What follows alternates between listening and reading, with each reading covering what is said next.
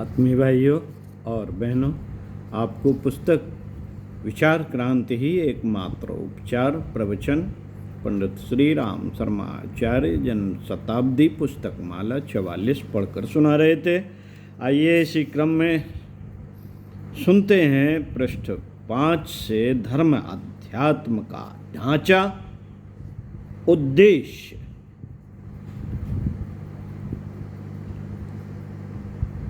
मित्रों, ईश्वर के बारे में इतना ज़्यादा लिखा और कहा गया है कि मैंने बारीकी से देखा और यह सोचा कि पूजा पाठ से लेकर ईश्वर की चर्चा और लीला कहने तक इस सब का क्या प्रयोजन है। मुझे एक ही प्रयोजन जान पड़ा कि ईश्वर परब्रह्म तो अपार शक्ति है, वह नियामक शक्ति है और आदमी के काम को देखती रहती है तथा आदमी के चाल चलन, आदमी के विचार कार्य के अनुसार फल देती रहती है। उसे किसी आदमी की प्रशंसा से और निंदा से क्या मतलब है, गाली देने से क्या मतलब है। जब मैंने यह विचार किया कि पूजा पाठ से लेकर धर्म अध्यात्म तक का सारा ढांचा खांचा किस वजह से खड़ा किया गया है और इसका क्या मतलब है, तो मैंने पाया कि इसका एक ही मतलब है और कोई दूसरा मतलब नहीं कि इन सारे के सारे कलेवरों में जकड़ा गया मनुष्य ऊंचे किस्म के विचार करना सीखे, आदर्शवादी विचारों को अपने मन में अंतरंग में स्थापित किया रह सके। यही मनुष्य जीवन का महानतम सेवा है, यही मनुष्य जीवन की महानतम सेवा है और मनुष्य जीवन की महानतम सफलता है। मित्रों, जिस मनुष्य के मन में श्रेष्ठ किस्म के विचार रहते हों और इस तरह के विचार रहते हों जो उसके व्यक्तिगत जीवन को पवित्र बना सके और उसके व्यक्तिगत जीवन के दोष दुर्गुणों का समाधान कर दे, इस तरह के विचार जो मनुष्य को उदार बना दे और जो मनुष्य को स्वार्थपरता और संकीर्णता के जाल जंजाल से निकाल दे,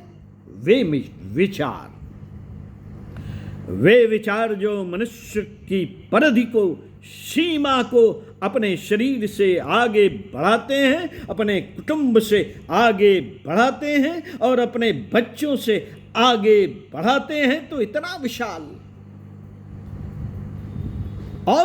विशाल बना देते हैं कि वह सारे समाज का अंग हो जाता है, सारे समाज का अंग हो जाता है, सारे समाज की पीड़ा को अपनी पीड़ा समझता है और सारे समाज की सुविधाओं को अपनी सुविधा समझता है, सारे समाज के कष्टों को अपने कष्ट समझता है, सारे समाज की सेवा को अपनी सेवा समझता है। जब इतना ऊंचा स्तर मनुष्य का हो जाए तो समझना चाहिए कि आपके पास धर्म की मान्यता आ गई, सही अध्यात्म की समझ आ गई, ईश्वर की भक्ति आ गई। साथियों, यह सारे के सारा जो कुछ भी हमारा दार्शनिक ढांचा खड़ा हुआ है, इसी आधार पर खड़ा हुआ है। अगर यह स्तर मनुष्य का बना रहा तो कुछ भी आदमी काम करेगा उसमें शान उत्पन्न हो जाएगी, उसी में सुख और सुविधा उत्पन्न हो जाएगी। ईमानदार आदमी अगर तिजारत करेगा तो उस तिजारत से सारी जनता को बहुत लाभ होगा और आदमी का वक्त बच जाएगा तथा जरा सी चीजें खरीदने वालों को बहुत संतोष होगा और जो भी अच्छी चीज उसे चाहिए थी, खरीदनी थी, मिल जाएंगी। बस उसको एक दूसरे के प्रति प्रेम और विश्वास देना पड़ेगा। व्यापार हो तो क्या, अध्यापन हो तो क्या, मजदूरी हो तो क्या, कोई भी काम क्यों ना हो, अगर मनुष्य ऊंचे दृष्टिकोण से करे तो वह छोटा सा काम भी समाज के लिए बहुत उपयोगी हो सकता है और व्यक्ति की शान और गुणों को ऊंचा उठा सकता है। फिर हर आदमी यही कोशिश करेगा कि मेरा काम अच्छे किस्म का हो और मेरी इज्जत अच्छे काम के साथ जुड़ी हो, पैसा कम लेता हो या ज़्यादा। लोग इस बात की सराहना करें कि किसी आदमी ने इसको बड़े मनोयोग, बड़ी दिलचस्पी और बड़ी मेहनत के साथ किया है, फिर उसकी इज्जत और आबरू लोगों की आंखों में भी बढ़ेगी और अपनी आंखों में भी, अपने आंखों में भी अपने आप को यह मालूम पड़े कि हम ईमानदार, शरीफ, नेक, कर्तव्य परायण और वचन के पाबंद हैं।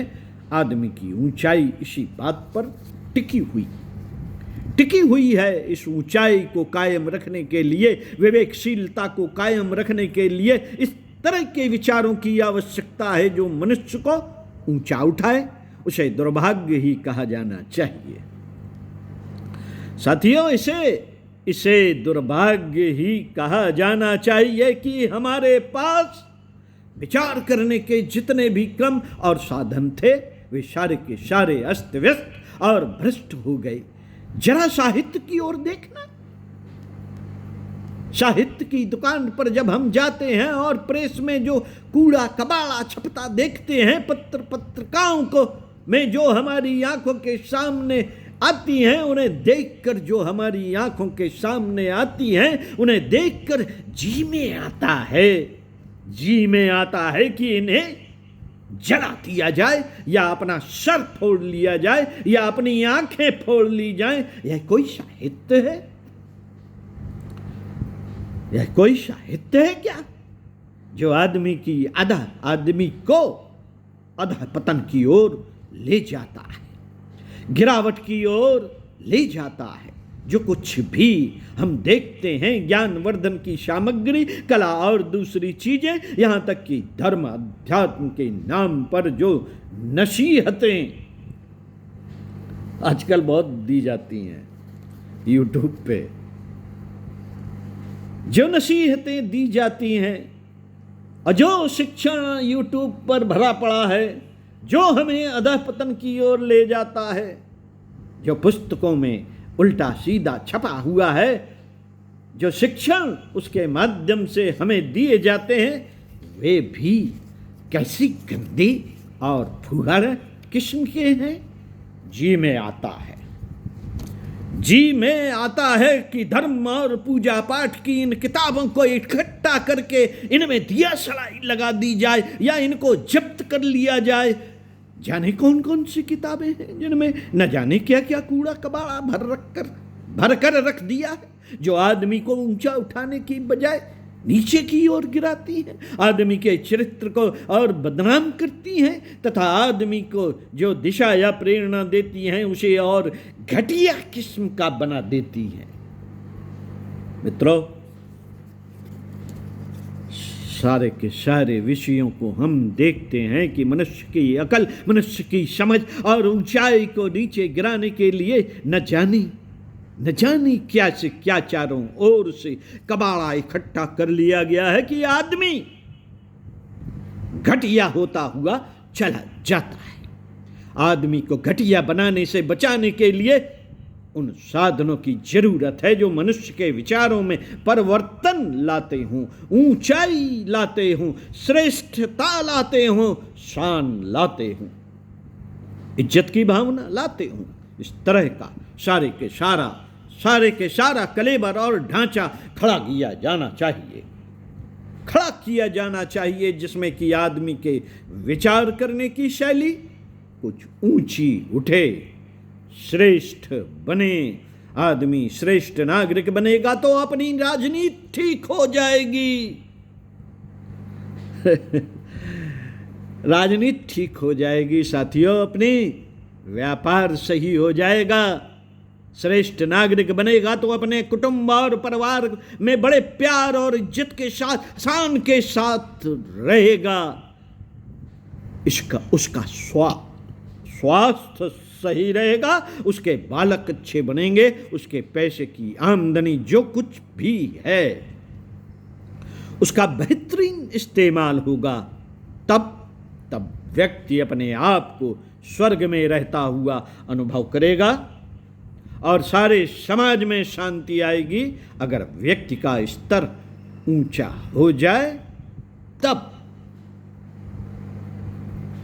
इसलिए हमारे मनुष्य जात की सेवा का सबसे बड़ा काम यह है कि आदमी के विचार करने की शैली को उत्कृष्ट बनाने के लिए बेहतरीन किस्म के उपचार और योजनाबद्ध रूप से काम किए जाएं। युग निर्माण योजना यही करती हुई चली आ रही है। उसका पहला कदम यह है कि मनुष्य अपने सोचने की शैली में आमूलचूल परिवर्तन करे। पिछले हजारों वर्ष का समय ऐसा भयंकर रहा है जिसमें सामंतवाद से लेकर पंडावाद तक हमारे धर्म के ऊपर छाया रहा। उसने यह कोशिश की कि आदमी को बौद्धिक दृष्टि से गुलाम बना दिया जाए, ताकि उसके चुंगल में फंसे हुए लोग, जिनको चेले कहते हैं, भगत कहते हैं, धर्म प्रेमी कहते हैं, अन्नभक्त कहते हैं, इनकी बुरी तरह से हजामत बनाई जा सके, इनको उल्लू बनाया जा सके। पिछले दिनों बौद्धिक क्षेत्र में एक और पंडावाद हावी रहा, जिसने मनुष्य की कोई सेवा नहीं की। धर्म के नाम पर, अध्यात्म के नाम पर, पूजा पाठ के नाम पर, तीर्थ यात्रा के नाम पर आदमी को राई रत्ती भर ऊंचा नहीं उठाया गया। सही बात यह है कि इन मामलों ने आदमी को और अनैतिक बना दिया, अंधविश्वासी बना दिया। पंडावाद के द्वारा समाज की वास्तव में बहुत हानि हुई है। जिस प्रकार से पंडावाद के द्वारा विचार के क्षेत्र में हानि हुई, उसी प्रकार राज सत्ता जिनके हाथ में रही, जिनको सामंत कहते हैं, राजा कहते हैं, उनको हम डाकू कहते हैं उनको।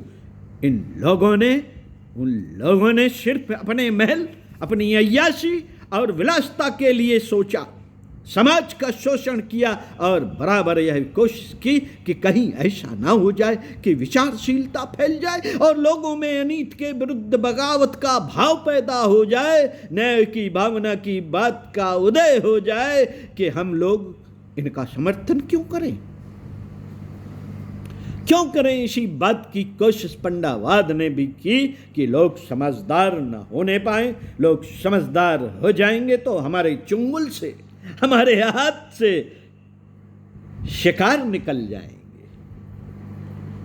इसी बात की कोशिश सामंतवाद ने भी की कि आदमी को घटिया किस्म से विचार करना सिखाया जाए। अगर विचारशीलता, समझदार और चरित्रवान लोग हो जाएंगे तो उन पर हावी होना और अपनी मनमानी करना हमारे लिए मुमकिन नहीं होगा।